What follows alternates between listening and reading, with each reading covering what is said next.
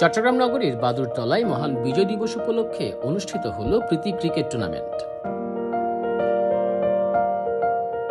16 December সন্ধ্যায় আয়োজিত এই টুর্নামেন্টটি স্থানীয় ক্রীড়ামোদী ও তরুণদের মাঝে ব্যাপক উৎসাহ ও উদ্দীপনা সৃষ্টি করে। প্রতি বছর বিজয় দিবস উপলক্ষে আমরা ঘরোয়া টুর্নামেন্টের আয়োজন করি।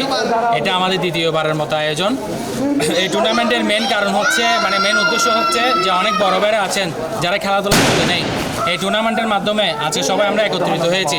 এই টুর্নামেন্টের মেন উদ্দেশ্য হচ্ছে সবাই একত্রিত হওয়া, বড় ভাই ছোট ভাই সবাই, এবং সুন্দর একটি বন্ডিং তৈরি হওয়া। টুর্নামেন্টে 4টি দল অংশ নেয়। এগুলো হলো Sohel the superstar, Rubel Riders, Babla blaster এবং টিপু টাইটান। ফাইনালে বাবলা ব্লাস্টারকে হারিয়ে চ্যাম্পিয়ন হয় সোহেল দ্য সুপারস্টার। আয়োজকরা জানান, তরুণ সমাজকে খেলাধুলার প্রতি আগ্রহী করে তোলা এবং বিজয় দিবসকে আনন্দ ঘন পরিবেশে উদযাপন করাই এই টুর্নামেন্টের মূল লক্ষ্য। প্রতিবারের উদ্যোগে প্রতি 16 ডিসেম্বর আমরা প্রোগ্রাম করে থাকি। আলহামদুলিল্লাহ অনেক সুন্দরভাবে আমরা আয়োজন করতে পেরেছি। সবাইকে ধন্যবাদ দিব এবং এনএস স্পোর্টসকে ধন্যবাদ দিব যে আজকে আমাদের আয়োজনে অংশগ্রহণ করাতে আমরা খুব আনন্দিত।